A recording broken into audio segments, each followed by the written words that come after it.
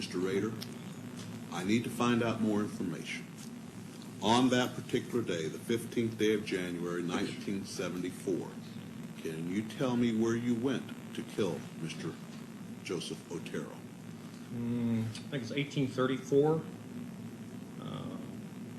Edgemore. All right. Can you tell me approximately what time of day you went there? Somewhere between 7 and 7:30. This particular location, did you know these people? No, that's no, that was part of my, I guess my what you call fantasy. These people were selected. All right. So you Okay. you were engaged in some kind of fantasy during this period of time? Yes, sir. All right. Now, when you use the term fantasy, is this something you were doing for your personal pleasure? Sexual fantasy, sir. I see. So you went to this residence, and what occurred then? Well, I had did some thinking on what I was going to do to either Mrs. Otero or Josephine, and basically broke into the house, or didn't break into the house, but when they came out of the house, I came in and confronted the family, and then we went from there. All right. Had you planned this beforehand? To some degree, yes. After I got in the house, I lost control of it, but it was, you know, in the back of my mind, I had some ideas what I was going to do, but I basically panicked that first day. So Beforehand, did you know who was there in the house?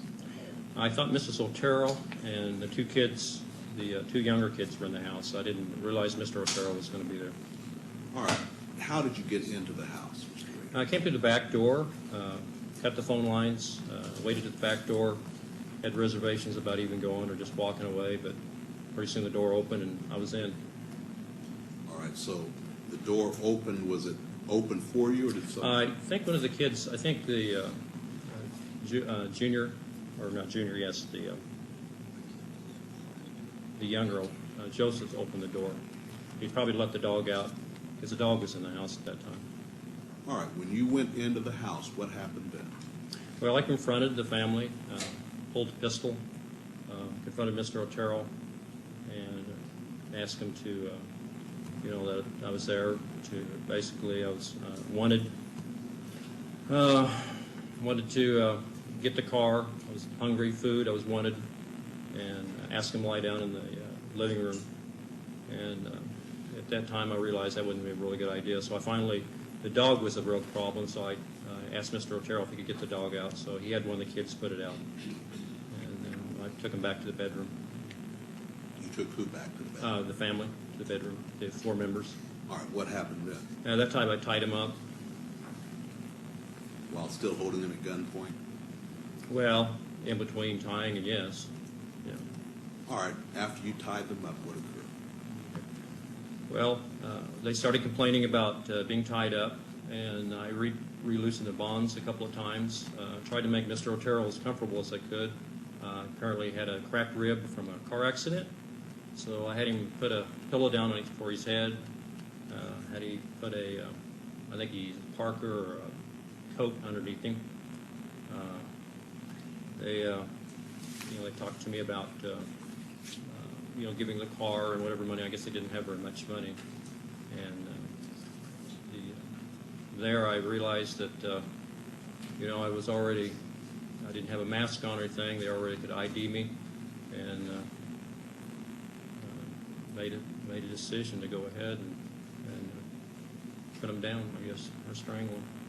All right. What did you do to Joseph Otero Sr.? Joseph Otero? Yeah, Okay. Joseph Otero Sr., Mr. Otero, the father. Put a plastic bag over his head and then some cords and then tightened it. And this was in the bedroom? Yes, sir. Did he, in fact, suffocate and die as a result of this? Not right away. No, sir, he didn't. What happened? Well, after that, I did Mrs. Otero. I had never strangled anyone before, so I really didn't know how much pressure you had to put on a person or how long it would take. But Was she also tied up there in the Yes, bedroom? yeah, both their hands and their feet were tied up. She was on the bed. Where were the children? Josephine was on the bed, and Junior was on the floor at this time. So we're talking first of all about Joseph Otero. So you had put the bag over his head and tied it, and he did not die right away. Can you tell me what happened in regards to Joseph? He moved over real quick, and I think tore a hole in the bag, and I could tell that he was having some problems there. But at that time, the whole family just went panicked on me, so I worked pretty quick. You worked pretty quick. Well, What I mean, did you do? I strangled Mrs. Otero, and she went out, or passed out. I thought she was dead. She passed out. Then I strangled Josephine. She passed out, or I thought she was dead. And then I went over and put a bag on Junior's head,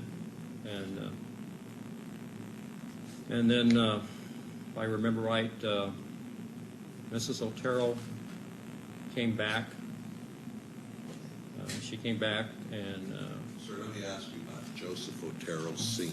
You Senior? indicated he had torn a hole in the bag. And what did you do with him then? I put another bag over it, or either that or if I recollect, I think I put either a cloth or a T-shirt or something over his head, and then another bag, and then tighten it down. Did he subsequently die? Well, yes. I didn't just stay there and watch him. Then I was moving around the room. But All right, so you indicated you strangled Mrs. Otero after you had done this. Is that correct? now I went back and strangled her again, and that finally killed her at that time. So this is in regards to count 2. You had first of all put the bag over Joseph Otero's head, and he tore a hole in the bag. Then you went ahead. Did you strangle Mrs. Otero then, Okay. or did you go First back? of all, Mr. Otero was strangled, or a bag put over his head and strangled. Then I thought he was going down, and I went over and strangled Mrs. Otero. And I thought she was down. Then I strangled Josephine, thought she was down, and then I went over to Junior and put the bag on his head. After that, Mrs. Otero woke back up, and she was pretty upset and what's going on. So I came back, and at that point in time, strangled her for the death strangle at that time. With your hands or what? No, with a cord, with a rope. And then I think at that point in time, I redid Mr. Otero, put the bag over his head, went over, and then took Junior. Before that, she asked me to save her son. So I actually had taken the bag off, and then I was really upset at that point in time. So basically, when Mr. Otero was down, Mrs. Otero was down, I went ahead and took Junior. I put another bag over his head and took him to the other bedroom at that time. What did you do then? Put a bag over his head. I put a cloth over his head, a T-shirt, and a bag so he couldn't tear a hole in it. And he subsequently died from that. And then when I went back, Josephine had woke back up. What did you do then? And I took her to the basement and eventually hung her. All right, you hung her in the basement? Yes, sir. All right, did you do anything else at that time? Yes, I had some sexual fantasies. But that was after she was hung. All right. What did you do then? Went through the house, kind of cleaned it up. It's called the right-hand rule. You go from room to room. Picked everything up. I think I took Mr. Otero's watch. I guess I took a radio. I'd forgot about that, but apparently I took a radio. Why did you take these things? I don't know. I have no idea. Just What happened then? I got the keys to the car. In fact, I had the keys, I think, earlier before that because I wanted to make sure I had a way of getting out of the house. And clean the house up a little bit, make sure everything's packed up, and left through the front door. And went over to their car, and then drove over to Dillon's, and left the car there, and then eventually walked back to my car. All right. Now, sir, from what you have just said, I take it that the facts you've told me applied to both counts one, all of counts 1, 2, 3, and 4. Is that correct? Yes, sir. Now, Mr. Rader.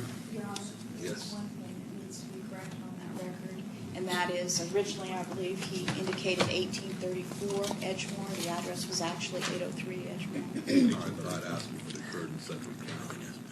He indicated what had happened. I don't believe the exact address is important.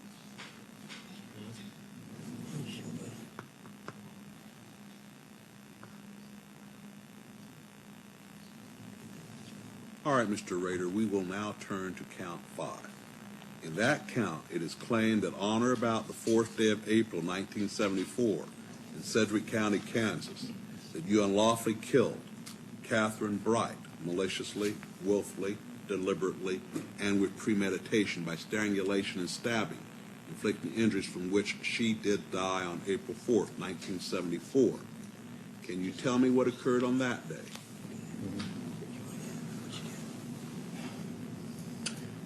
Well, I don't know how to exactly say that. I had many, what I call them projects. They were different people in the town that I followed, watched.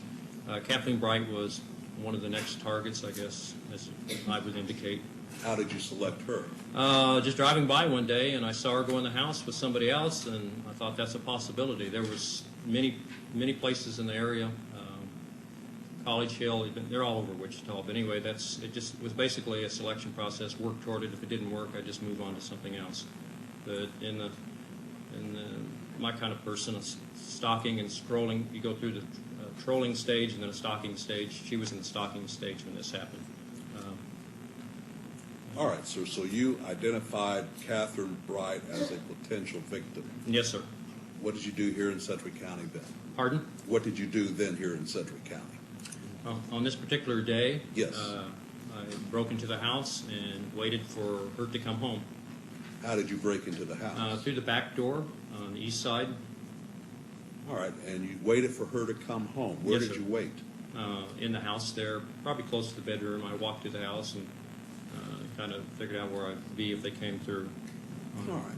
What happened then? She and Kevin Bright came in. I wasn't expecting him to be there. And come find out, I guess they were related. That time I approached him and told him I was wanted in California, needed some car. Basically the same thing that I told the Turtles. Kind of ease him, make him feel better. And proceeded to, I think I had him tie her up first. And then I tied him up or vice versa. I don't remember right now. At that Now, time.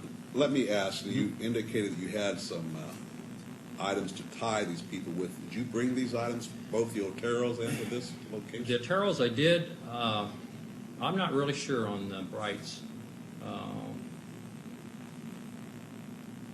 There was some, when I was working with the police, there was some controversy on that.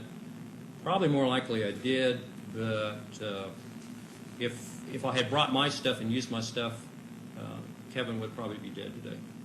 All right. I'm not bragging on that. It's just a matter of fact. It's the bonds I tied him up with that he broke them. So, and that, All right. and maybe same way with Catherine. It got out of hand. All right. Now, you indicated that you believe you had Kevin tie Catherine up. Mm-hmm. Tell me what happened then. Okay, I moved. Well, after I really can't remember, Judge, whether I had her tie him up or she tied him up. But anyway, I moved. Basically, I moved her to another bedroom, and he was already secure there by the bed. I tied his feet to the bedpost, at the bottom of the bedpost, so he couldn't run. Kind of tied her in the other bedroom, and then I came back to strangle him. And at that time, we had a fight. Were you armed with a handgun at that time also? Yes, I had a handgun. What happened when you came back? I actually had two handguns.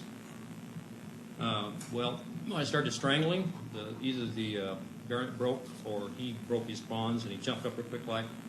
I pulled my gun and quickly shot him. I hit him in the head. He fell over.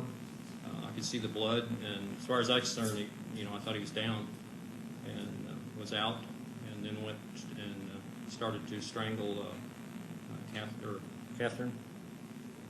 And then we started fighting because bonds weren't very good. And so back and forth. We fought. You and Catherine? Yeah, we fought. And I got the best of her, and I thought she was going down, and then I could hear some movement in the other room. So I went back, and Kevin, no. I thought she was going down, and I went back to the other bedroom where Kevin was at, and I tried to re-strangle him at that time. And he jumped up, and we fought, and he at that time shot me because he got my pistol that was in my shoulder here. I had my magnum in my shoulder. So shoulder holster? Did you have it in a shoulder holster? Yes, and I had the magnum in my shoulder holster. The other one was a .22. And we fought at that point in time, and I thought it was going to go off. I jammed the gun, stuck my finger in there, jammed it. And I think he thought that was the only gun I had, because once I either bit his finger or hit him or something got away, and I used the .22 and shot him one more time. And I thought he was down for good that time. All right, so you shot him a second time. Yes, sir. What happened then? Went back to finish the job on Catherine, and she was fighting. And at that point in time, I'd been fighting her, and then I heard I don't know whether I was basically losing control. The strangulation wasn't working on her, and I used a knife on her. You say you used a knife on her. Yes. What did you do with the knife? I stabbed her. She said either stabbed 2 or 3 times, either here or here. Maybe 2 back here and 1 here, or maybe just 2 times back here.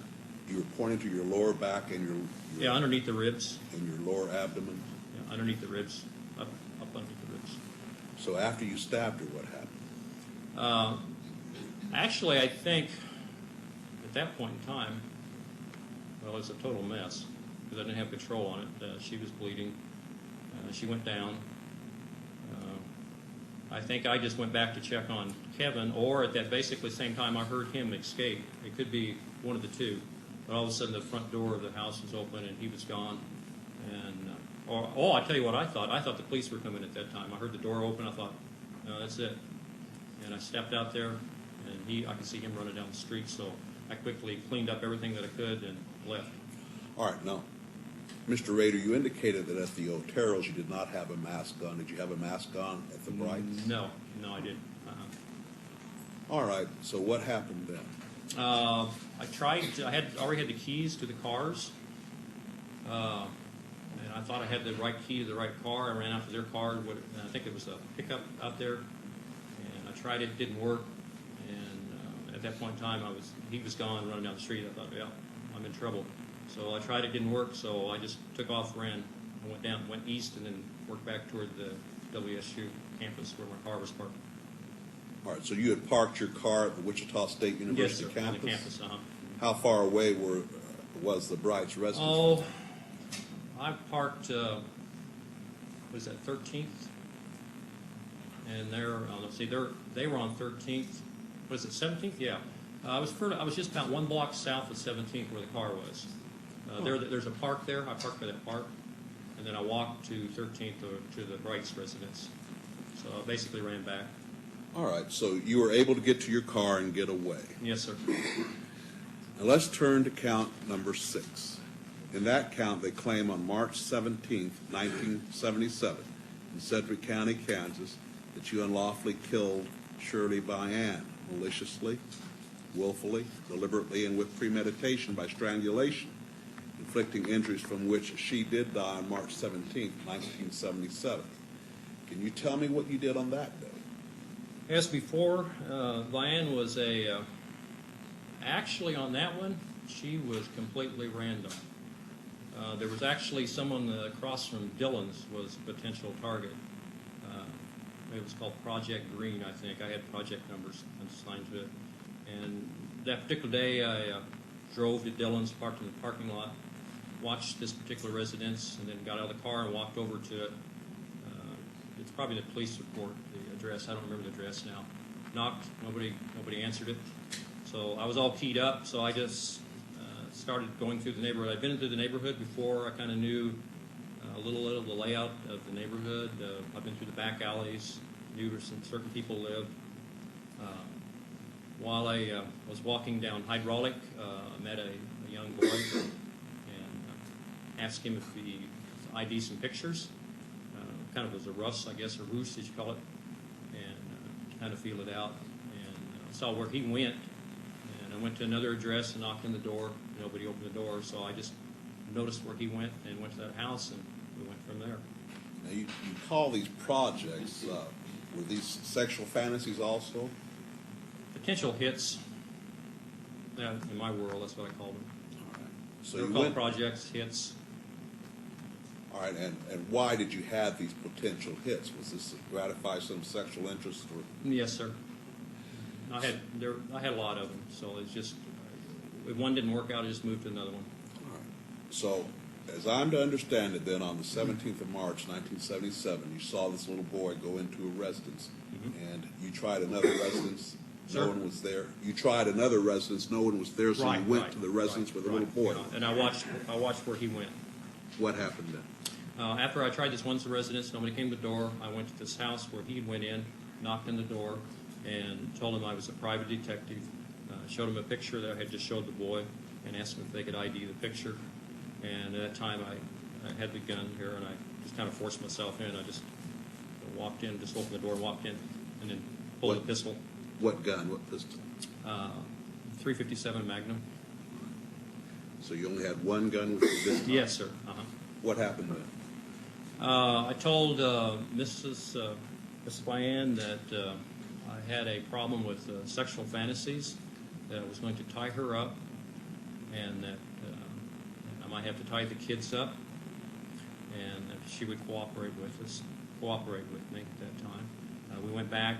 She was extremely nervous. I think she even smoked a cigarette. And we went back to one of the back areas of the porch, explained to her that I had done this before. And I think at that point in time, I think she was sick because she had her night robe on. And I think if I remember right, she had been sick. And I think she came out of the bedroom when I went in the house. So anyway, we went back to her bedroom, and I proceeded to tie the kids up, and they started crying and got real upset. So I said, "No, this is not going to work." So we moved them to the bathroom. She helped me, and then I tied the doors shut. We put some toys and blankets and odds and ends in there for the kids, make them as comfortable as we could. We tied one of the bathroom doors shut so they couldn't open it, and she went back and helped me shove the bed up against the other bathroom door. And then I proceeded to tie her up. She got sick, threw up, got her a glass of water, comforted her a little bit, and then I went ahead and tied her up, and then put a bag over her head and strangled her. All right. Was this a plastic bag also? Yes, sir. I think it was, but I could be wrong on that.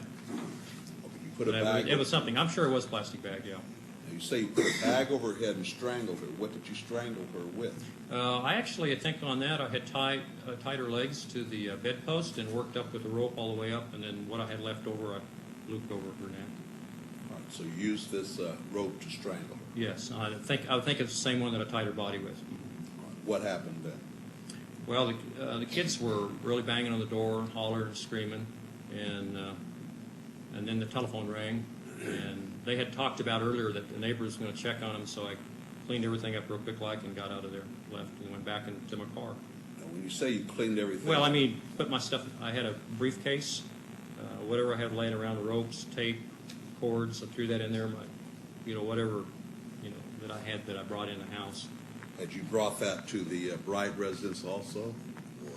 Now there is some. I think there was some basic stuff, but I don't remember bringing total stuff like I did to some of the others. Was this a kit that you had prepared? Yeah, yes, I called it my hit kit. All right, sir. You left the Vian residence, and had you parked your vehicle near Yeah, there? and it's still in the same parking lot there at Dillon's, at Hydraulic and what is that? Harry? Lincoln and Hydraulic. All right, in count 7, it is claimed that on the 8th day of December, 1977, in Sedgwick County, Kansas, that you unlawfully killed a human being, that being Nancy Fox, maliciously, willfully, deliberately, and with premeditation, by strangulation, inflicting injuries from which the said Nancy Fox did die on December 8th, 1977.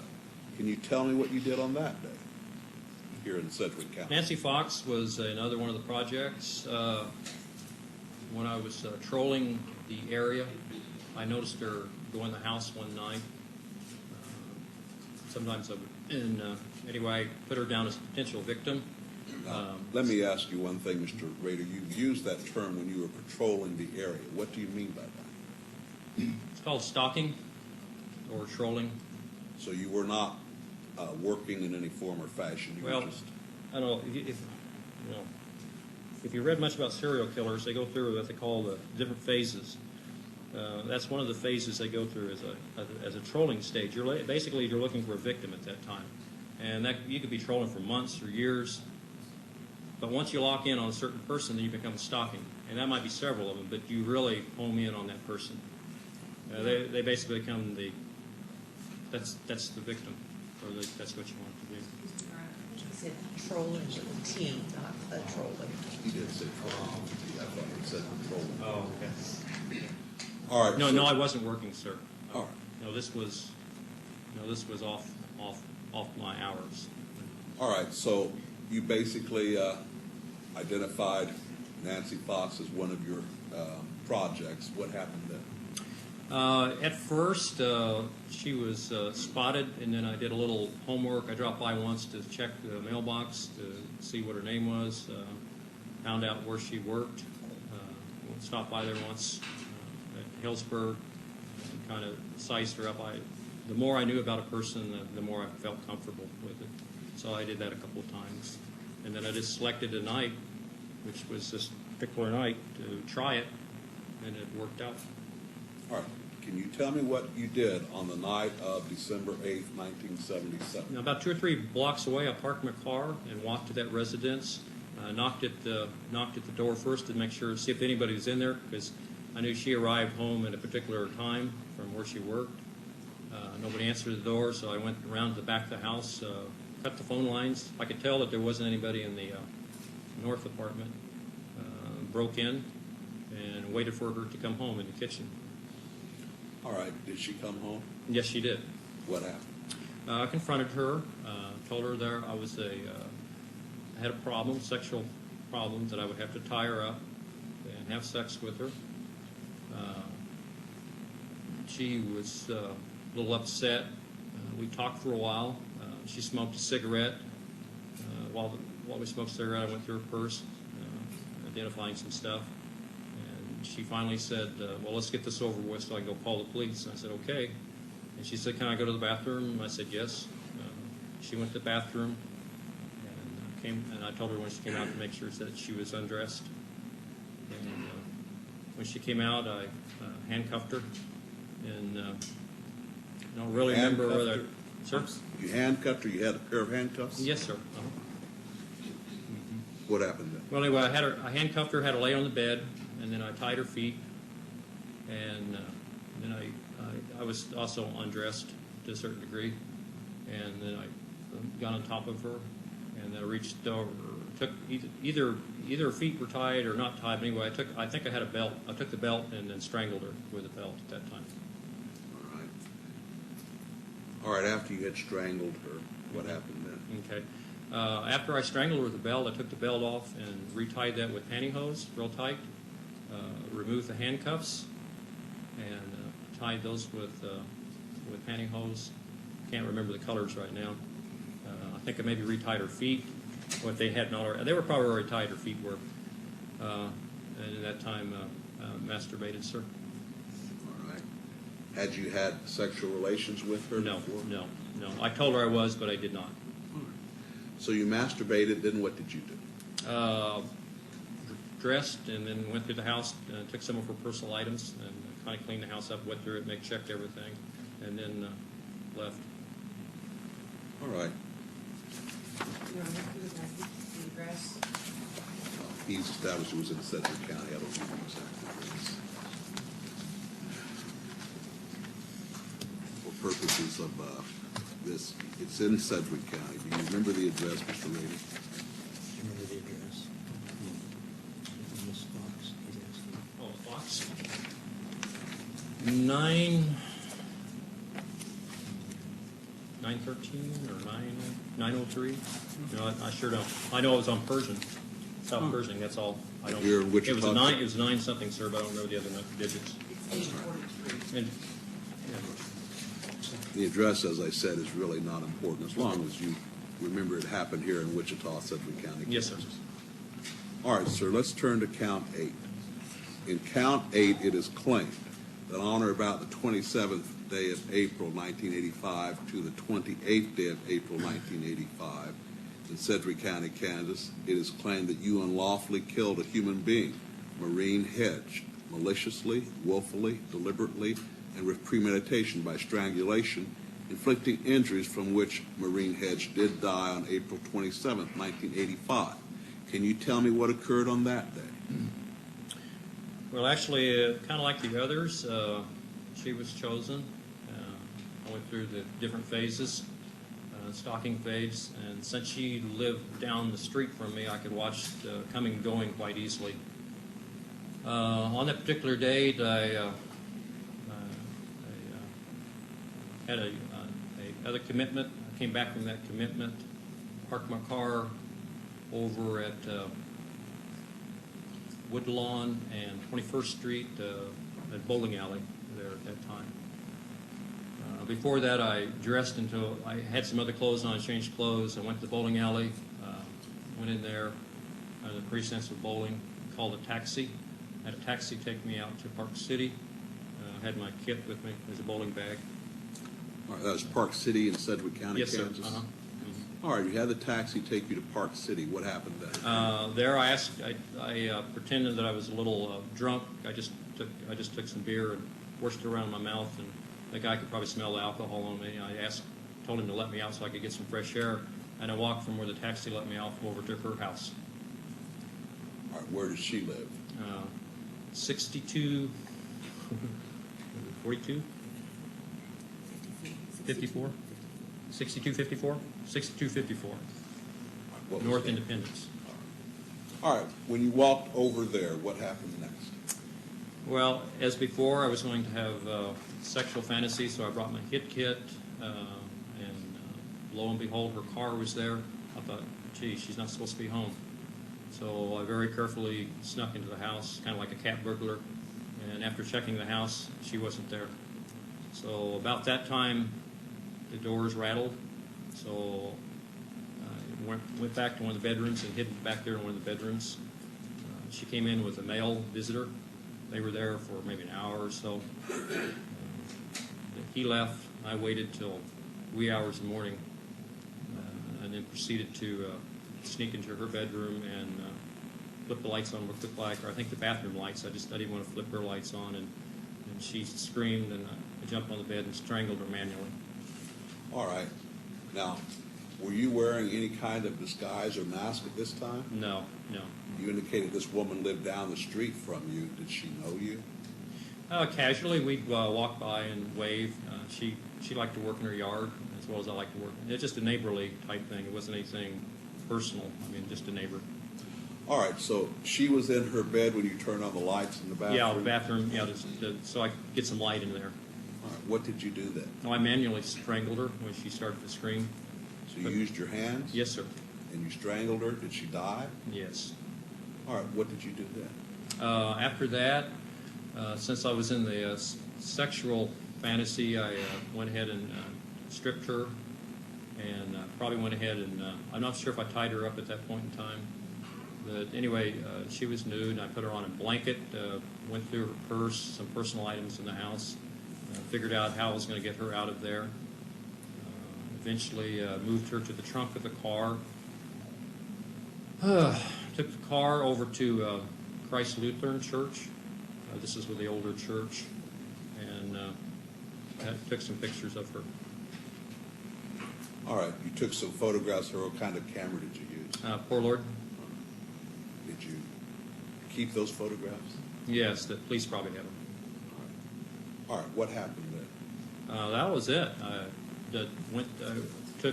She went through. I tied it. She was already dead, so I took pictures of her in different forms of bondage, and that's probably what got me in trouble was the bondage thing. So anyway, that's probably the main thing. But anyway, after that, I moved her back out to the car, and then we went east on 53rd.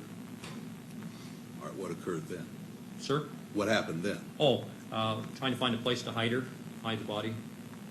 Did you find a place? Yes, yes I did. Where? Couldn't tell you without looking at a map, but it was on 53rd, between Greenwich, maybe. Maybe, what's the other one between Greenwich? Man, Webb. I think between Webb and Greenwich, I found a ditch, a low place on the north side of the road, and hit her there.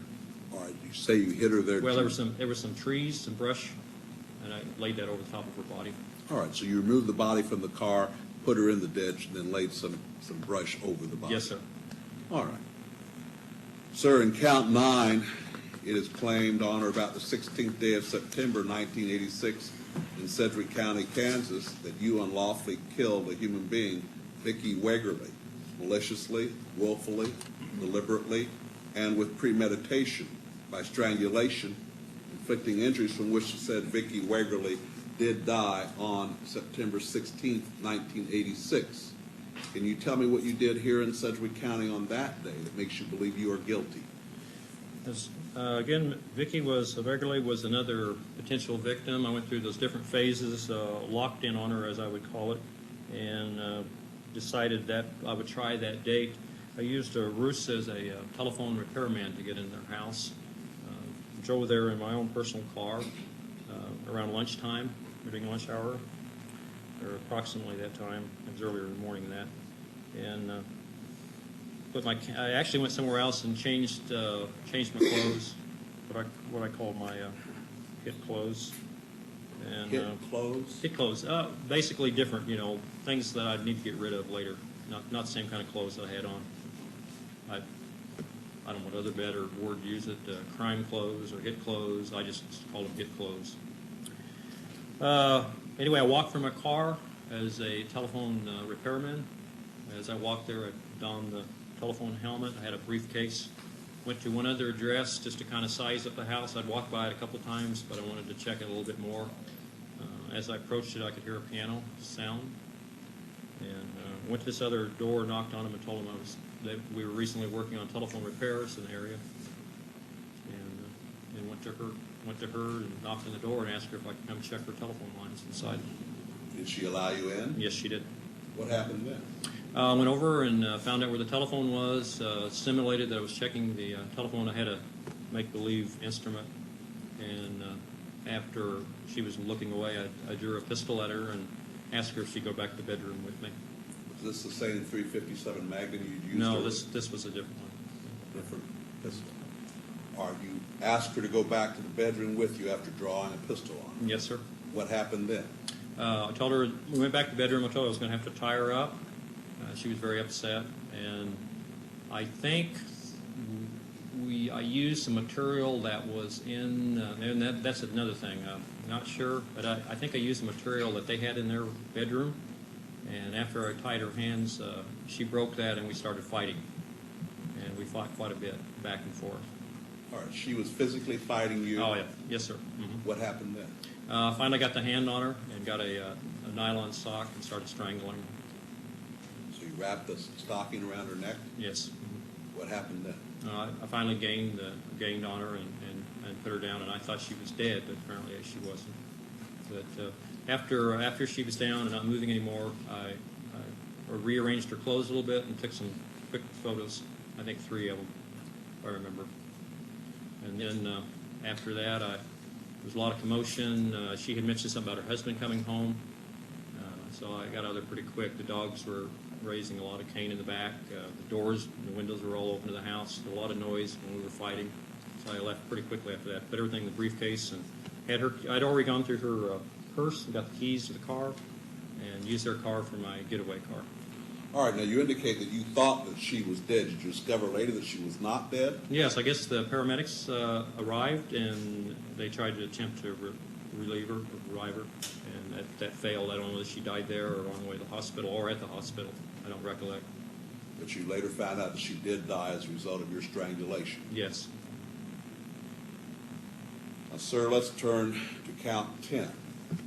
In that count, it's claimed that on or about the 18th day of January 1991 to the 19th day of January 1991, in the county of Sedgwick, state of Kansas, that you did then and there unlawfully kill a human being, that being Dolores E. Davis, maliciously, willfully, deliberately, and with premeditation by strangulation, inflicting injuries from which the said Dolores E. Davis did die on January 19th, 1991.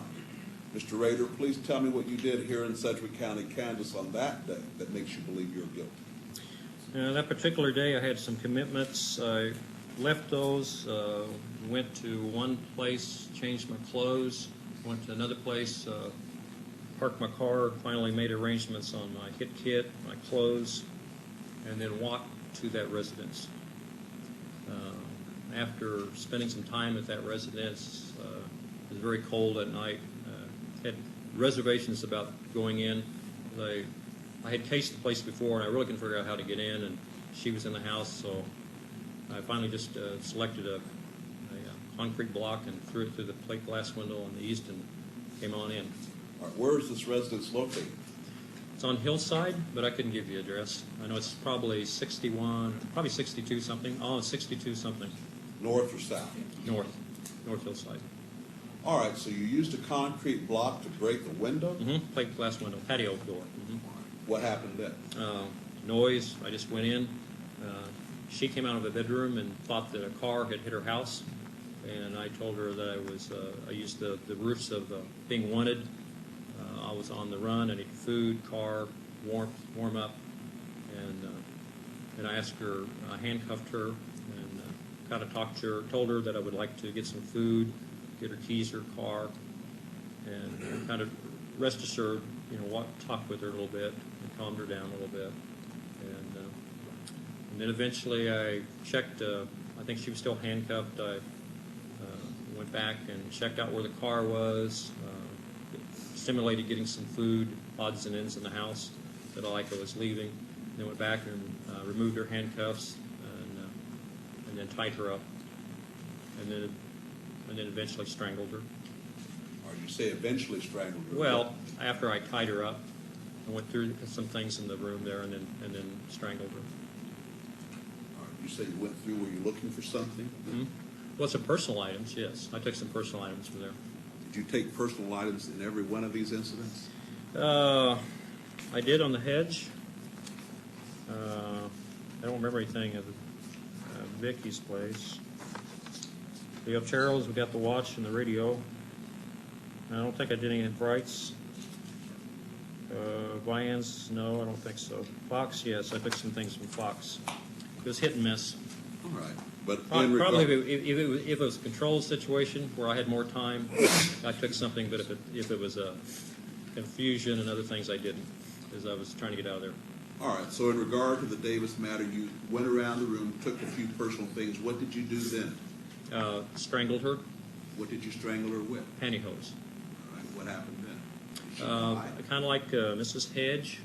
I already figured out I had a plan on leaving and put her in a blanket and drug her to the car and put her in the trunk of the car. So you were able to strangle her to death with these pantyhose? Yes, sir. All right, you put her in your car. In her or car. In the car. Her car. The trunk of her car. What happened then?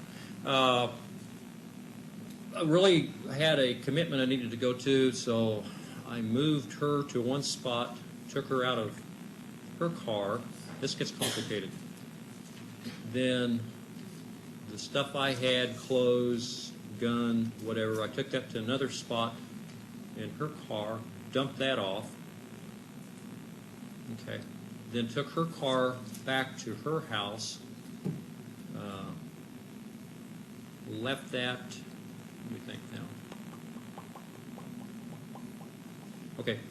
In the interim, I took her car back to her house. In the interim, I realized that I had lost one of my guns. I dropped it somewhere. So I was trying to figure out where my gun was. So I went back in the house, realized I had dropped it when I broke the plate glass window. It dropped and fell on the floor right there, and I found it right there. So that solved that problem. Anyway, I went back out, threw the keys, checked the car real quick, and threw the keys up on top of the roof of her house, walked from her car back to my car, took my car, drove it back, and I either dropped more stuff off or I picked her up and put them in my car. And then I drove up northeast of Sedgwick County and dropped her off underneath the bridge. So all of these incidents, these 10 counts, occurred because you wanted to satisfy a sexual fantasy. Is that correct? Yes. Does any party desire any further matters be put on the record at this time? No, Your Honor. All right, you may be seated, Mr. Rader. I will find that you, Dennis L. Rader, have knowingly, intelligently, and voluntarily waived your constitutional rights and entered your pleas of guilty. I will find that you understand the nature of the charges and the consequences of your pleas. Based upon your statements to the court, I will find there are factual bases for each of these pleas of guilty. I will accept these pleas of guilty and adjudge you, Dennis L. Rader, guilty of murder in the first degree in count 1, a Class A felony, murder in the first degree in count 2, a Class A felony, murder in the first degree in count 3, a Class A felony, murder in the first degree in count 4, a Class A felony, murder in the first degree in count 5, a Class A felony, murder in the first degree in count 6, a Class A felony, murder in the first degree in count 7, a Class A felony, murder in the first degree in count 8, a Class A felony, murder in the first degree in count 9, a Class A felony, and murder in the first degree in count 10, a Class A felony.